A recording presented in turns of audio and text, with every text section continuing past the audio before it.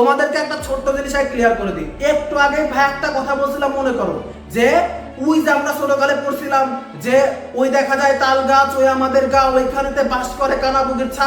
এইটা আমাদের এখনো কিভাবে মনে আছে? ওইটা বুঝতে হলে আমাদের ছোট্ট করে বুঝতে হবে ভাই লং টার্ম মেমোরি কি এবং শর্ট টার্ম মেমোরি কি। সবার আগে বুঝি ভাই লং টার্ম মেমোরি কি। কোনো একটা জিনিস যখন আমাদের মাথার মধ্যে গেঁথে যায় এবং অনেক দিন যাবত মনে থাকে, যেমন বললাম ওই যে কবিতাটার কথা, ওইটা আমাদের লং টার্ম মেমোরিতে চলে গেছে।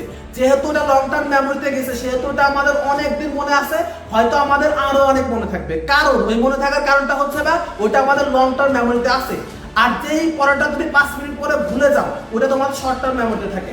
আরো একটা উদাহরণ, 1 মাস আগে সকালবেলা তুমি কি করছিলা হয়তো সেটা তোমার মনে নাই, কিন্তু এমন এমন ঘটনা থাকে যেগুলো তুমি একদম ক্লিয়ারলি বলতে পারো ওদের কি হয়েছিল।